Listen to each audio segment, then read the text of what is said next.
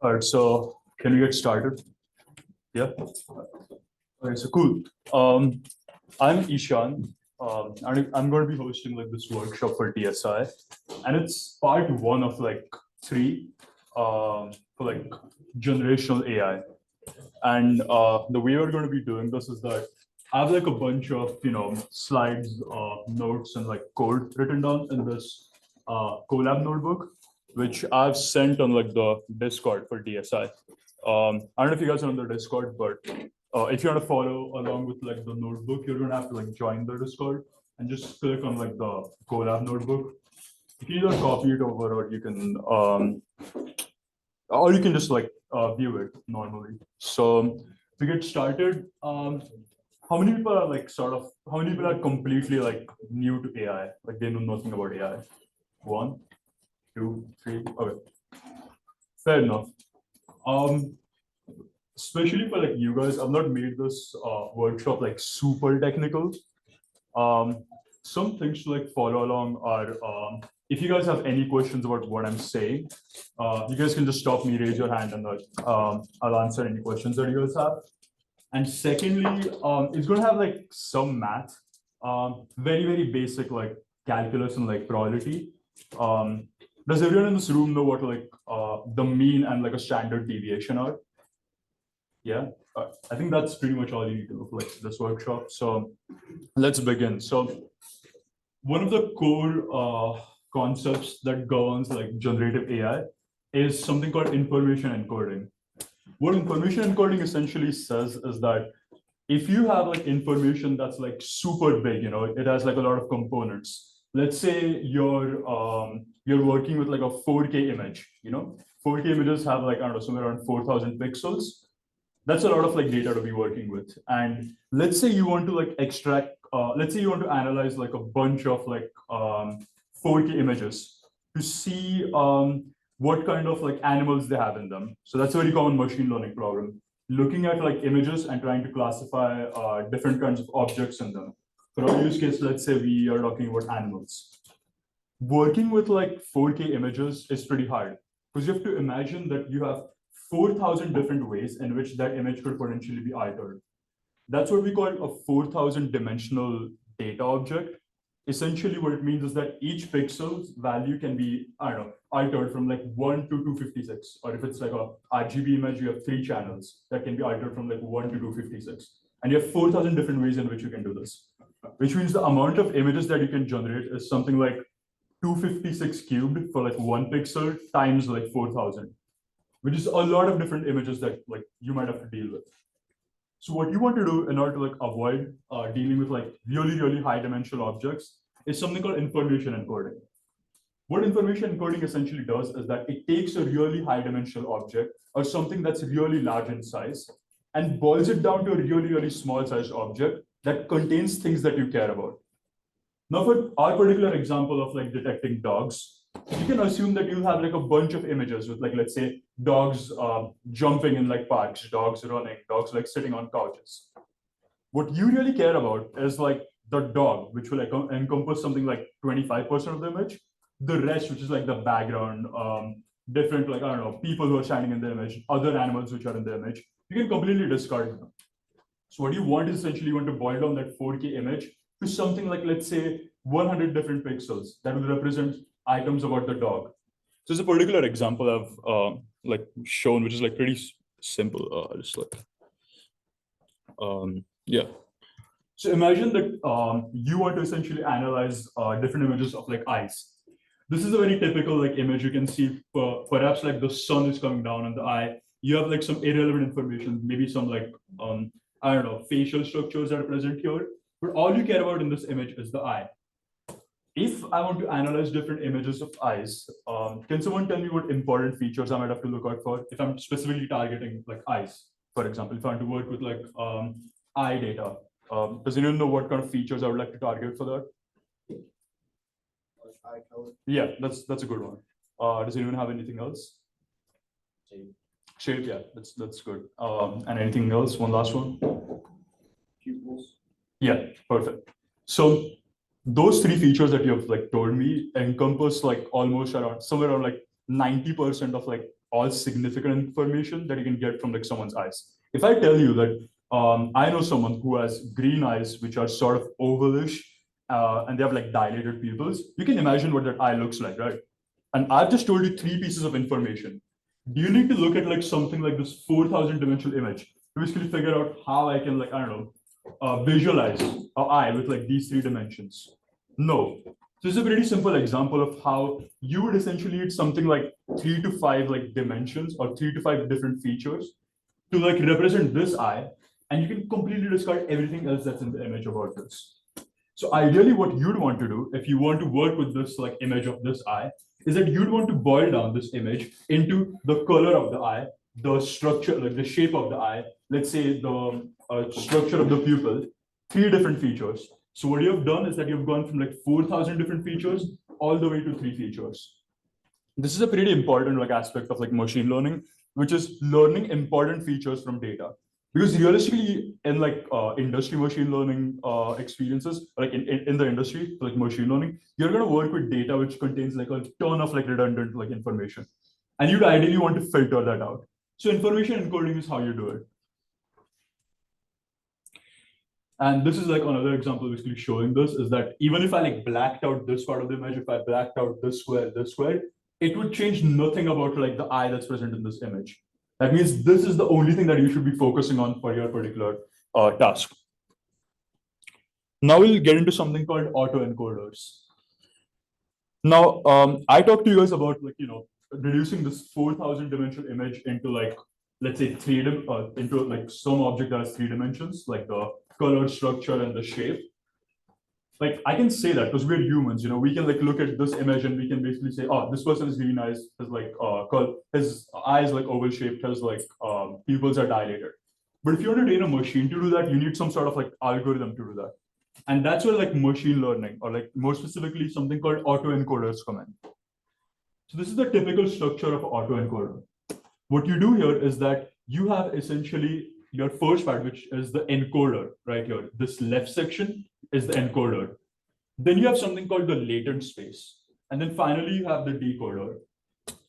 So if I had to walk us through, like for this particular model using our prior example, what you'd ideally want to do is that you feed in your 4,000 dimensional image or your 4,000 pixel image on the left side. Then you use your neural network to get all the juicy stuff out of that image, to get like the important features. For this example, it's just like 2 different features that you can get.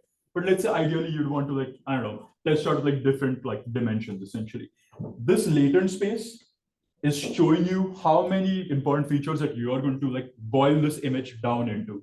If it was 3 here, then that would mean I would essentially be boiling down this. In this case, it's a 28 by 28 image because that's like the most common type of data that like people work with.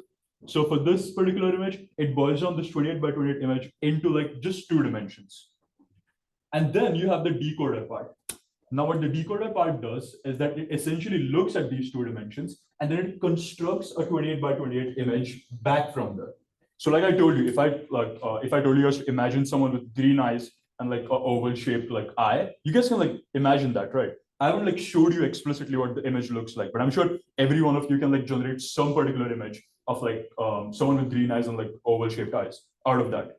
That's you doing this decoding part. You taking just 2-dimensional information, the color of the eye and the shape of the eye, and bring it back to like the original like complete image.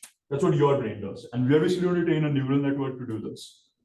Why we need these 2 things is that I can like encode this like 28 by 28 image into 2 features that have nothing to do with an eye. For example, you saw in the earlier images, I had like an image of the sun, and I also had like some facial features below.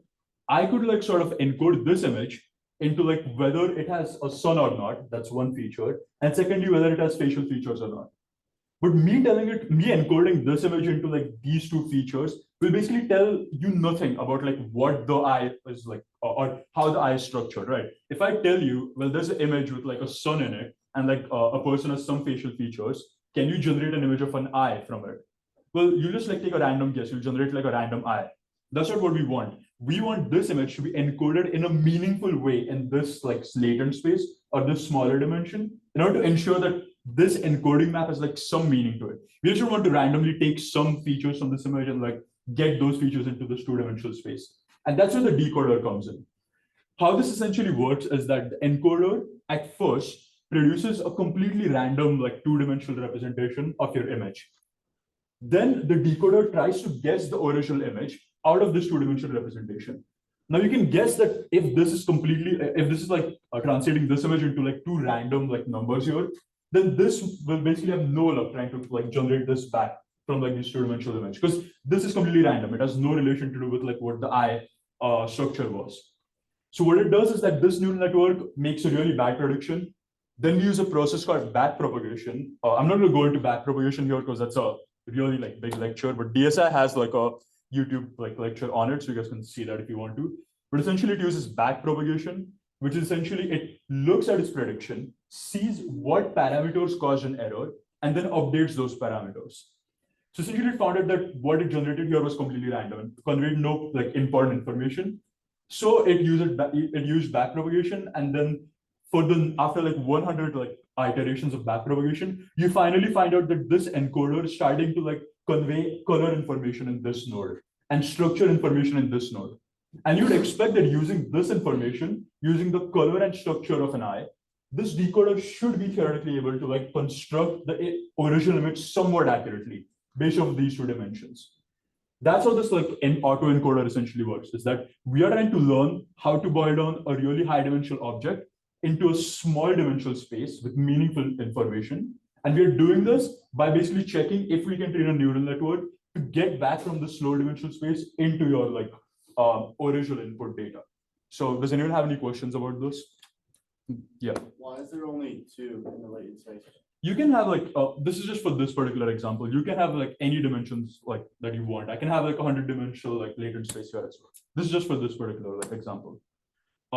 Yeah, and ideally you'd want to like not have like as many dimensions in the latent space as your input image, because that would defeat the point of like even having this latent space. But if you like boil it down to like, let's say just one element right here, then like that's pretty impossible. There's no way you can have like a 28 by 28 image that's boiled down into just one dimension of the information that you can get back other like important information from. So that's something that you do with like experimentation, ideally. That's something that's called a hyperparameter in your neural network, which means it's something that you have to adjust experimentally. Does anyone else have any questions? Okay.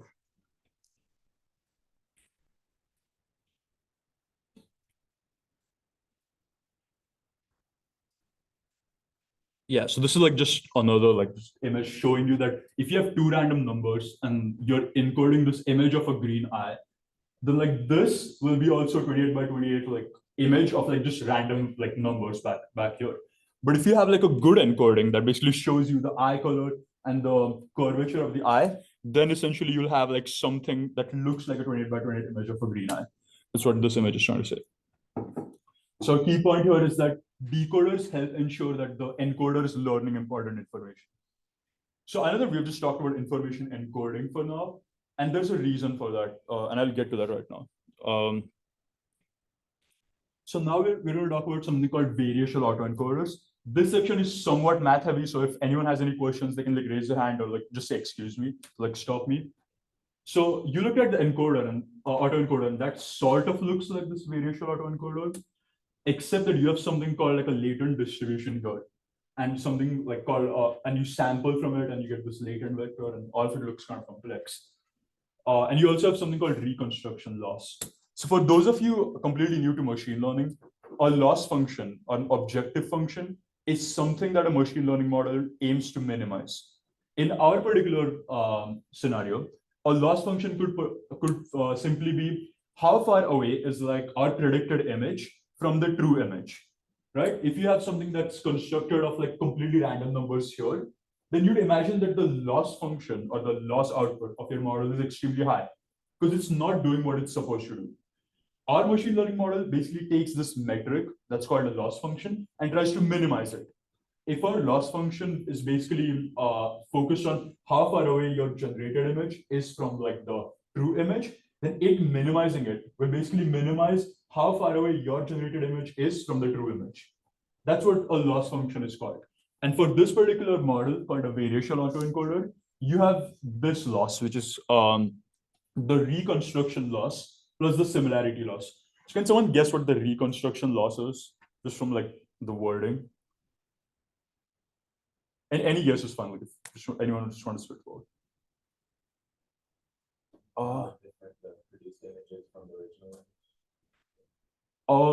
Sort of, yeah. It's more so to do with if you have this latent space right here and you encode your original image into, oh, my bad. Yeah. If you encode your original image into this latent space, how well can this decoder basically get your original image back from like this encoding? So you're right, but like you also have to take into account this like latent space right here. So, but yeah, that's exactly what he said. Essentially, what it means is that how well can your decoder reconstruct your original image from the encoding that it has here? Now, ideally, if the reconstruction loss is very low, that would essentially mean that your decoder can get the original image back from your latent space very well, which would mean that your latent space contains really meaningful information, which means your encoder is also working well. That's what a reconstruction loss means. And the similarity loss, we'll get to that in a moment. So what's different about a variational autoencoder and a normal autoencoder is more precisely this the small vector here called the latent distribution. Now, how many of you guys are like know like the Gaussian distribution? It looks like this. It's like a bell curve.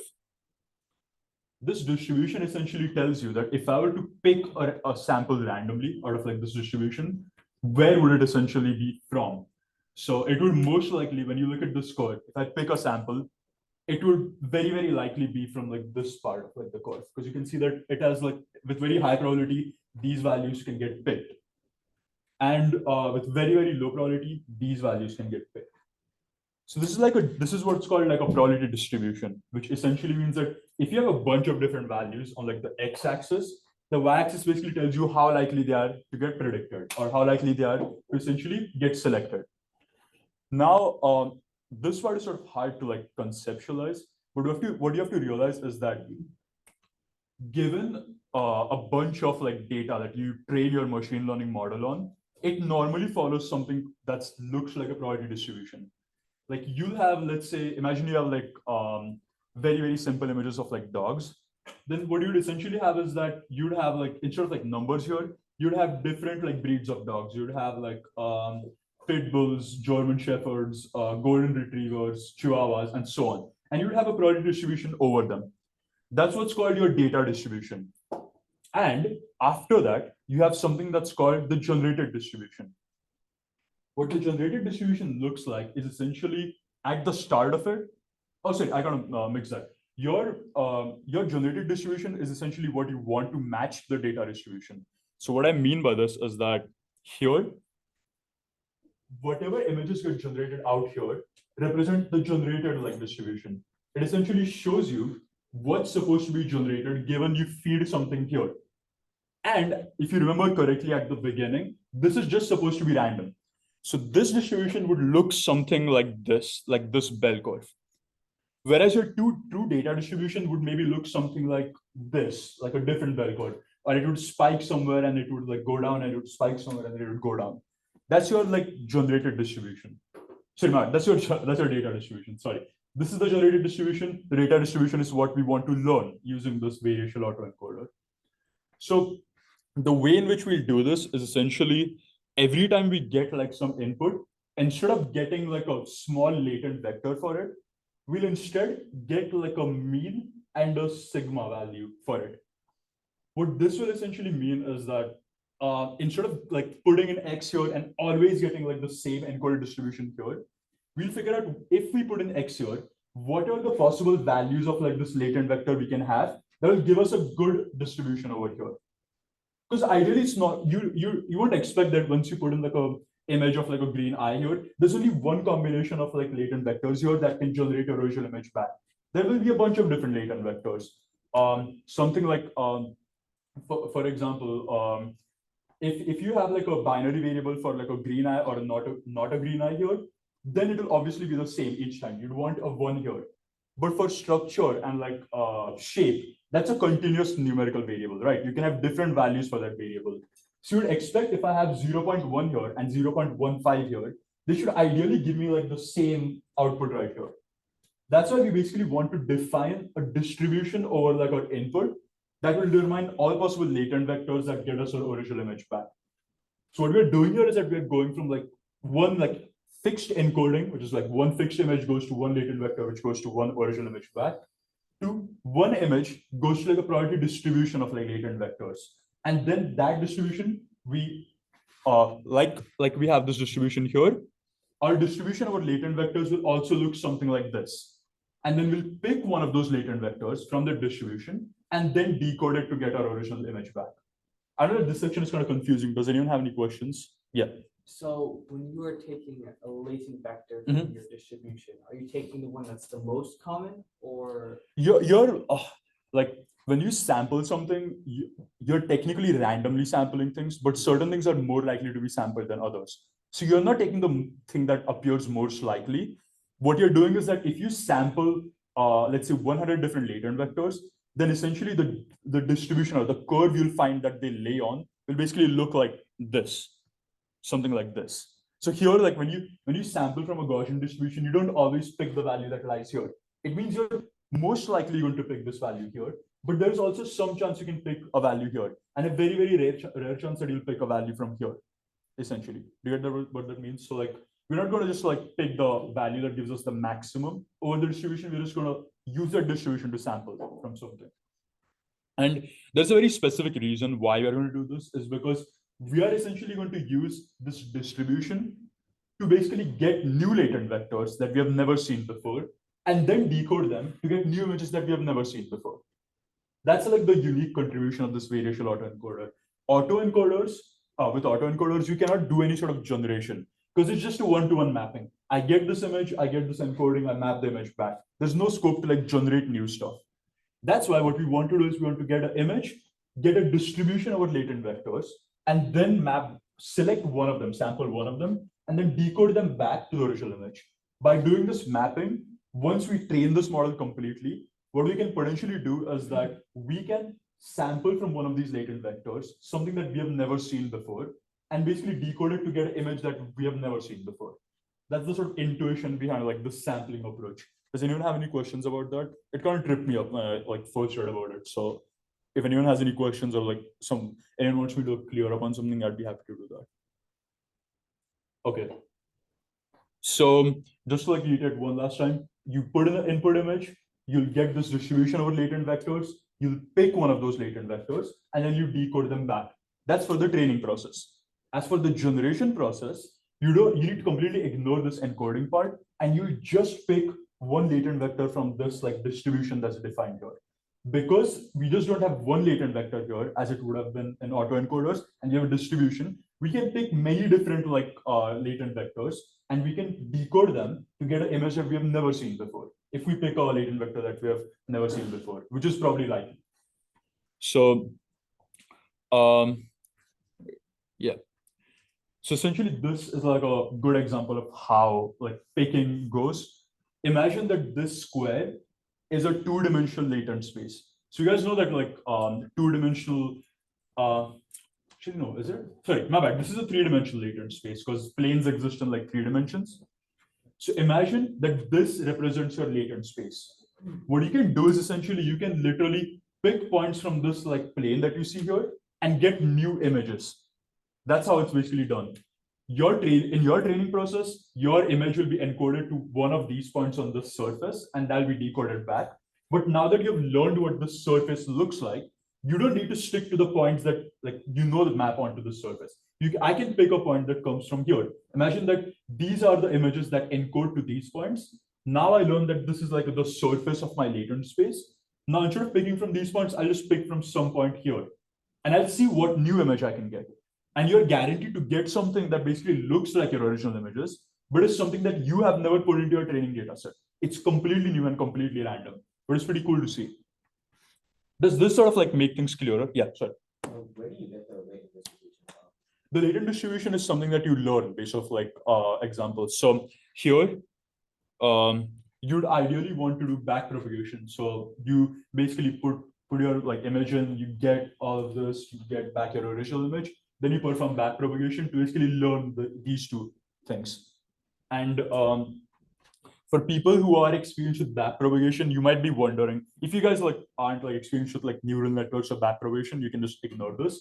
But for people who are, you'd imagine that we can't just have random samples that go here, right? I can't just randomly pick something and then backpropagate through it. Backpropagation needs to be done over defined functions. And the way in which we do this is that we I've written this here. Yeah, you define your z vector as the mean plus the sigma times some value that you pick from this Gaussian distribution. That's how you essentially do this. And you can see that because there's a plus here, you can get a derivative of mu with respect to z. You can get a derivative of sigma with respect to z, because we can just cancel whatever constant we get here. That's how backpropagation is done. Yeah. So when the machine is going through and is learning whether it's a good result or a bad result, how does the computer know whether it's a good result or a bad result? Because if a human sees it oh, that's good or that's bad, then how does the machine know? Maybe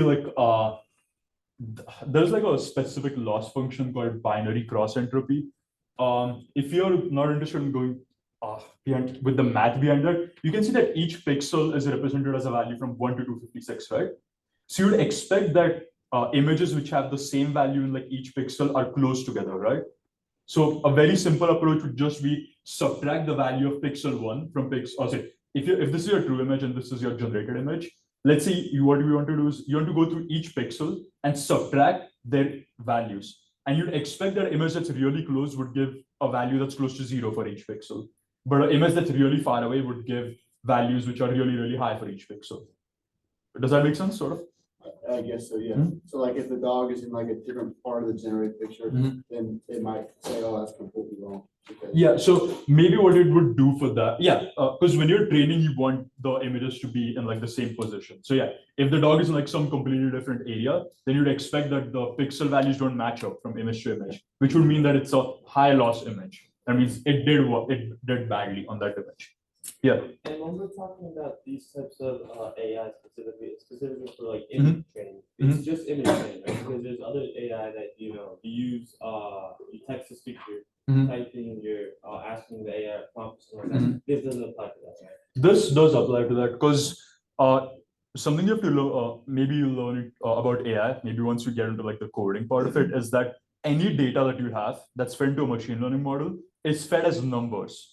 So what I can do is that I can, as I told him, each image can be boiled down into a list of numbers, essentially. Pixel values for pixel 1, pixel 2, pixel 3 as a big list. So you don't feed an image into it, you feed a list of numbers into it. Okay. For something like speech, what you do is that you would have a list of numbers that represent the frequencies that essentially you're going to repeat. And for text, you could map each word to a particular number. That's how it's done. That process is called tokenization, where essentially you map each word to a number in order to allow your machine learning to work on it. Okay. Machine learning is completely done in just numbers. That's something to realize. Yeah. So is this similar to the transformer network? No, transformers are different. Transformers use something called a key, query, and value structure, and they use something called attention, which essentially means that any value in your input sequence, any token in your input sequence, its importance with respect to other tokens in the input sequence is measured. But that's not something that we're doing here. This is completely different from transformers. This is generative AI. So, or more specifically, this belongs to a set of AI models called autoencoders, variational autoencoders, diffusion models, generative adversarial networks, GANs. All of these models sort of lie in this sort of sphere. So if you guys are interested in the actual code and training, we can also start that. So if you guys go on your Jupyter notebooks, or if you want to follow the code with me here, we can also do that. So you can see that I import something called Torch.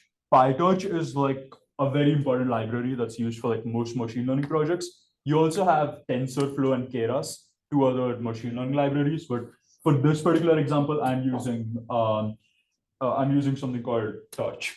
So the way I'm going to do this is that I'm going to train my machine learning model on something called MNIST. Okay. So this data set is sort of like considered to be like the base of like any machine, like it's considered to be like very basic for like any machine learning model to handle.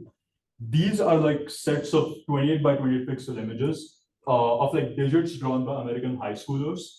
And you can use this data set to train a variety of different machine learning tasks. You can use it for digit classification.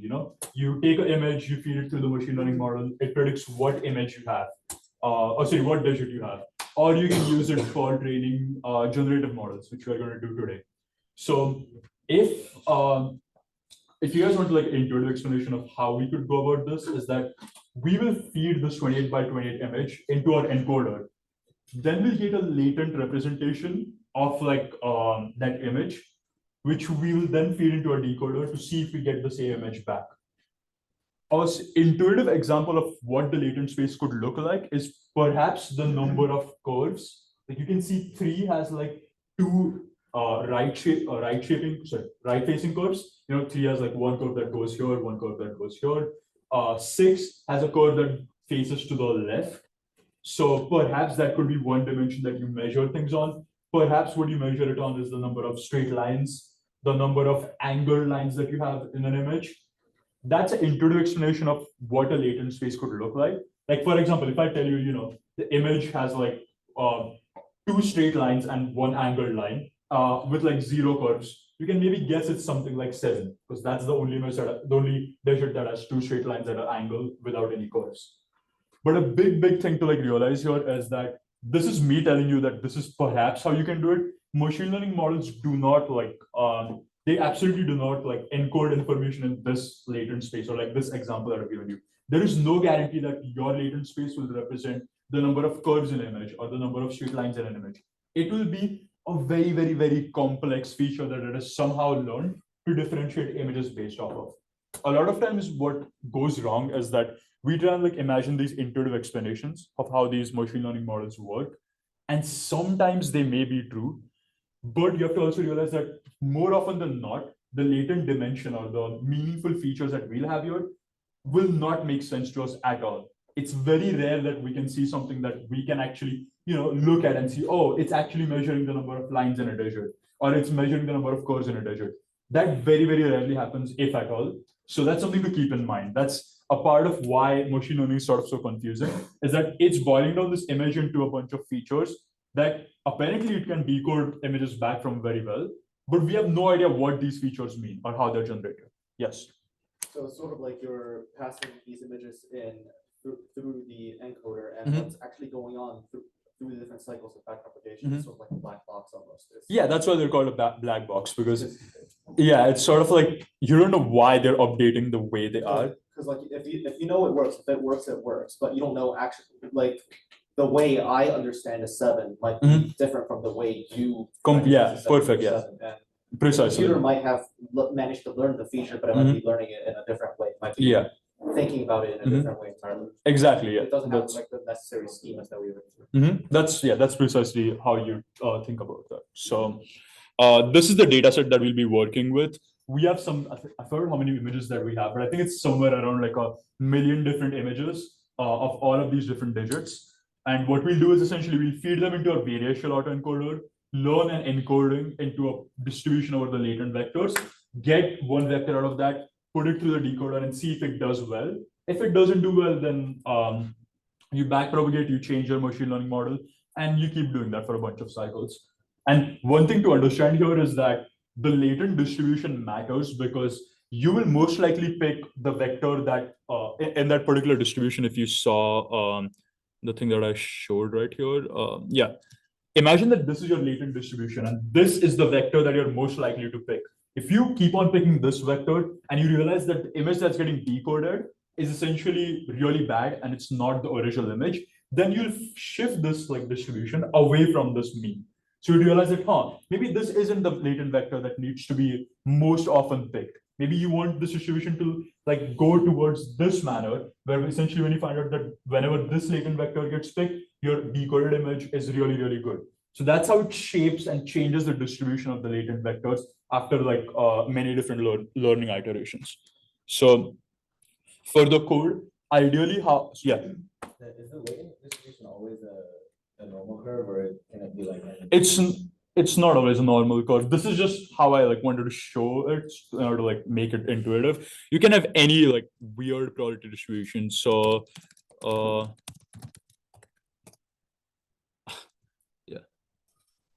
yeah, you could have something that literally looks like this, right? You can have something that looks as weird as that. Or you can have something that looks like this, with you have weird spikes in between. Or you can have something that even looks like this. This could be your latent distribution. There is a way to make it normal, but we'll not get into that right now. Yeah.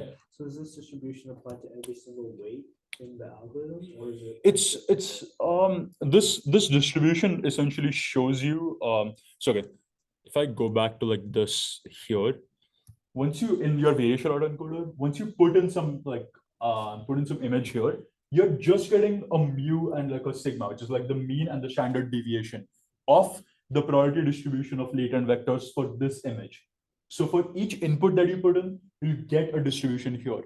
At that point, it has nothing to do with the weights, but you can maybe consider that the output of all of these different weights is just these two things. So each weight produces those two numbers, or is a weight in a neural network is just a set of coefficients that you multiply your input image with. A weight for now, in order to not get too technical in this workshop, I'm just looking at weights as like a parameter of this network. So instead of going into each weight of this encoder, I just say that it's defined by a set of parameters, let's say theta. Actually, not theta isn't correct here, but let's say it's defined by a set of parameters called W that encompass all the weights in this network. But the weights itself, they like, you multiply your input image with all the weights that are in this encoder, and you finally get just these two things. So only one pair. Only one pair, yeah. And this pair exists in like the dimension of your latent distribution. So what you'll essentially have is a mu for each of these dimensions, or a mean for each of these dimensions, and a standard deviation for each of these dimensions. So you'll get like a three-dimensional vector that shows you the mean of all of these three different elements, and a standard deviation that shows you standard deviation of all of these three different elements. So you'll get 3 times 2, 6 elements out of like this encoder. Okay. Now for like the code, yeah. How you'd want to code this is you'd want to get something called an encoder. So we have 3 components in this variational autoencoder. One is like the encoder. The second is called like the decoder. And then finally you have like the variational autoencoder. When you initialize this encoder, you essentially want to define how this encoder is structured. What this linear layer means, like you can see that I have the first linear layer, then I have something called a linear layer for mu, and I have something called a linear layer for log var.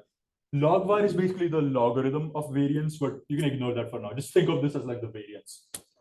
What this line here is saying is that take a 784 dimensional image, which means take a 28 by 28 image and compress it into 400 different dimensions.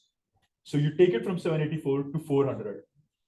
Then you take this 400 dimensional image and you compress it to your latent dimension. That's what your second layer does. Now this will essentially produce a latent dimensional vector for all of the means that represent the latent vector's probability distribution. So that's one part done. Then you have a linear layer, or a layer that basically takes your 400 dimensional representation and puts it back into the latent dimension, which is essentially it's mapping this image into your mean that you want for the latent dimension and your variance or standard deviation that you want for the latent distribution. Yeah.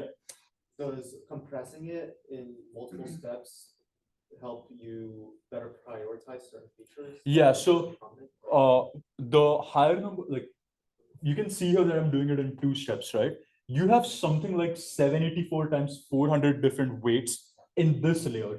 And then you have 400 times latent dimension weights in this layer.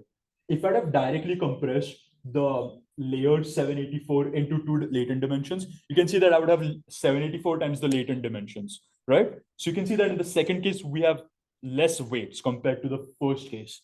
which would mean that the more amount of weights I have, the more sort of like tweaking and adjusting I can do in order to ensure the model works well. The more degrees of freedom the model essentially has. And something to keep in mind is that I can, then you might ask that why not just like keep multiplying this for like 10 different layers until I get the latent dimension, because that would mean I have like a ton of freedom. But then you have to realize that training becomes that much harder, because that means you have to learn how to adjust all of these dials. 784 times 400 times how many ever layers you have, that's how many parameters or like dials you'll have to adjust, which would be like a big hassle. So something to keep in mind when designing your neural networks or like machine learning models is that the higher the number of parameters, the higher your accuracy can get, because you can have high degrees of freedom. But at the same time, training will be harder, and in general, computing on this machine learning model will also be harder. So you want like a good balance of both of them. So to recap, this takes 784 dimensional images into your latent dimension representing the mean and latent dimension representing the standard deviation. Now you have a forward function.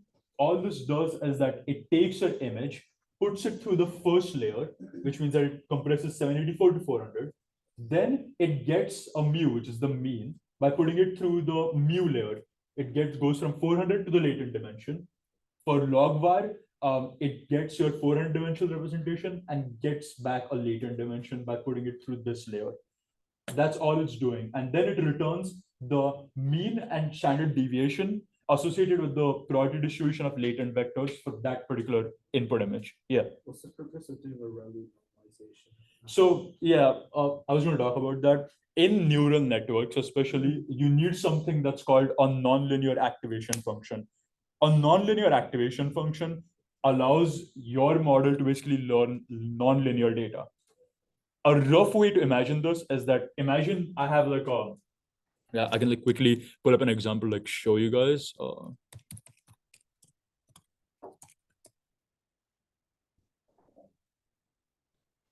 Okay, so imagine, let's say you have this case, right? I can basically draw a line. Actually, that's not a good idea. Yeah, maybe this one is better. Yeah, I can draw a line here to basically represent this data, right? I have like this small line that shows me, oh, if I plot this line, I can basically predict for all points that lie on this line and so forth. But do you think I can ever plot a line that will ever be able to replicate this data? Can I draw any sort of line that will like sort of replicate this data? Not really, right? Because I just have like one line, and this model sort of looks like this. So I can never have like one single line that will be able to like model this distribution, which would essentially mean that you want some way to express non-linear functions in your neural network. When I add that ReLU function, all you have to like think of it in such a way that I'm taking this, what we would have earlier gotten with this, and adding a function that allows us to learn data that looks like this. That's all like the ReLU function does. It makes your model non-linear. A linear model can only learn data that looks like this. Non-linear models can learn data that looks like this and this. And adding that ReLU function just makes the model non-linear. Then you have the reparameterization trick. So as I told you, once you get like a mean and standard deviation, you also want to pick one latent vector out of that. This is how you do it. You do it by reparameterization. So I kept on talking about like standard deviations, but our model essentially learns the logarithm of like variance of like the probability distribution. I looked it up and I was kind of confused as to why this happens. So maybe I'll post this on the Discord later. But all you have to like look at here is that it returns the mean plus the standard deviation times some random number picked from, let's say, -1 to 1, for example. And that's how you pick like one latent vector out of this. You take your mean, added with the standard deviation multiplied by some random number from -1 to 1. And that's how you get your Z latent vector. Then you have the decoder. It does the same thing, but in the opposite direction. It goes from your latent dimension to 400 dimensions, 400 dimensions back to 784 dimensions. Whenever I feed a vector in our latent dimension to this decoder, its output will be 784 dimensions, which means a 28 by 28 image. That's its output. And its forward does the same thing. This ReLU, essentially what it does is that it makes the model nonlinear. Sigmoid, let's not get into that because I think we're running out of time. And then you have the final variational autoencoder, which is composed of your encoder and decoder. That's it. And for the forward pass, it gets your input, calculates the mean and the variance, then it gets a latent vector from that mean and variance, and then it decodes the latent vector. And then you have the loss function, which is composed of your reconstruction loss, which I think, as I told you, how do you figure out whether two images are the same or not? A way to do that is something called binary cross entropy. So that's what we'll use here to figure out how far away our predicted image is from the true image. And then we'll use something called KL divergence. This is just used to like keep the training loss low and to ensure that the distribution of your generated data is similar to the true data. If that doesn't make sense, it's fine. It's not, it is kind of important, but it's kind of like hard to explain in like 10 minutes. So I'll skip over that. But for this, what you need to know is that it tries to minimize the difference between your data distribution, which might look like, let's say something like this, and your generated data distribution, which kind of looks like this. It wants to minimize these two distributions. A simple way to do that is that if your generated images just keep on outputting images of, like, say, golden retrievers, when you know that the true data, like the data that you've fed it, has an equal distribution of German Shepherds and golden retrievers, then you know that your distribution is going wrong. Then you basically use the scale divergence to figure out by how much is it going wrong, if that makes sense. And you want to minimize this loss, which means you want to minimize how bad your predicted images are. You want to make them as good as possible. And you want to minimize the difference between these two probability distributions. Then you finally have the train function. You, let's say for like, I've trained this for like 30 different iterations. It basically gets one training image, puts it through the entire network, checks the loss of that image, checks how bad that image was, uses how bad that image was to basically back propagate through the network and like learn how to make updates and basically get better and better at basically predicting images. So for 30 times, it went through all images in the data set, checked the loss, figured out how to update the network.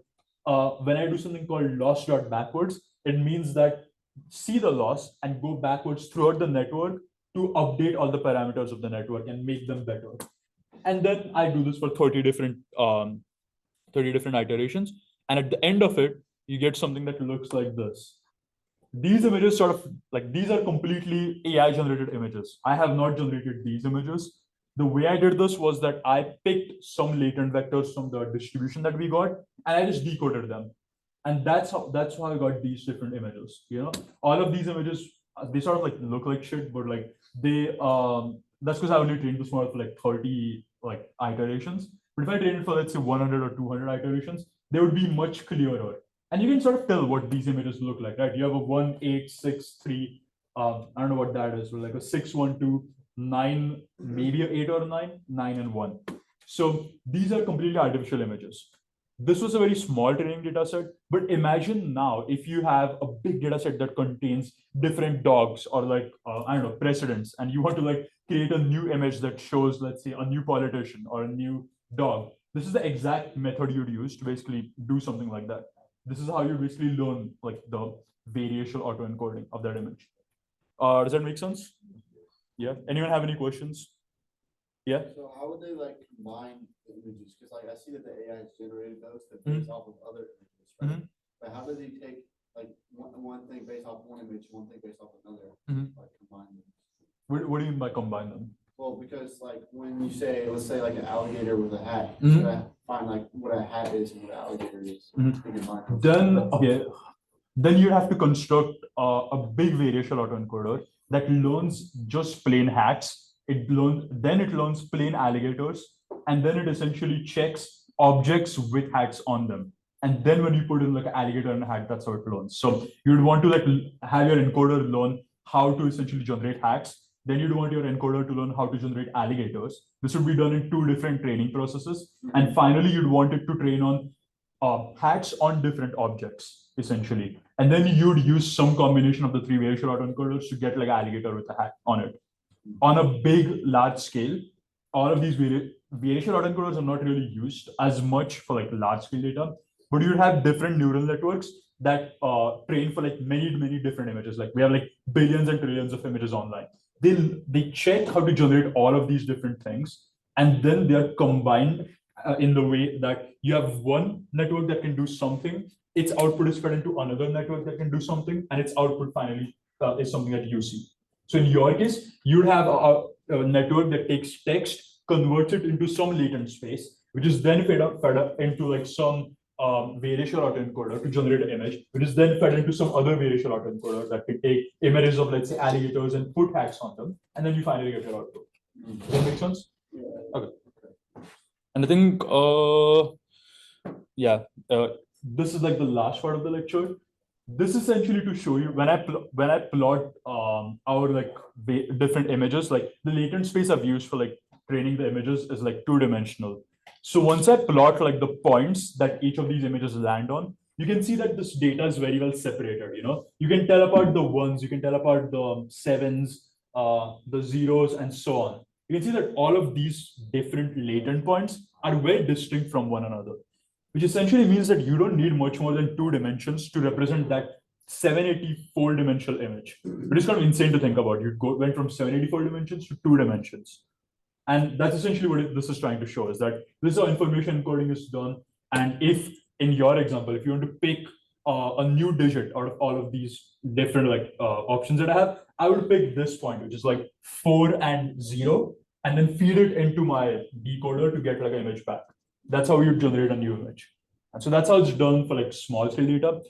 If you guys are interested, like, you guys can leave if you want to, but this is like a mini project that you guys can do, and I can help you out with it because I've done it myself. Instead of images, you can basically get audio data in the form of frequency lists. Like, instead of having a list of numbers that show pixel values, you'll have a list of numbers that shows frequency values. And you can build your own variational autoencoder, literally completely ripping off my architecture, and build your own variational autoencoder that can generate music. So I've done this, and I've been able to generate like a bunch of like cool music samples. This is one that I've done for like Rick Astley is like Never Gonna Give You Up. I don't know if you guys can like hear this. Let's see. Okay, I don't think you can hear this, but yeah, if you have like the notebook on your end, you can just like play the sample and check it out. But yeah, that's how you can do this. This is a mini project. You guys can look at the notebook if you want. Anyone who's able to like build this variational autoencoder and like show it to me will get their project featured on our like workshop website. Plus, they will get $7 worth of free snacks like the next time they come to like one of these workshops. So yeah, that's it. All right. Yeah. Can you go over why you use binary cross entropy when you're like checking generated images with the actual numbers? Binary cross entropy essentially, let's see, I'll like pull up that exact formula. Yeah.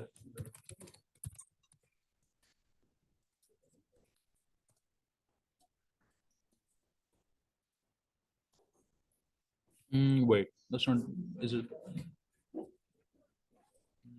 Just a minute. What's my loss function?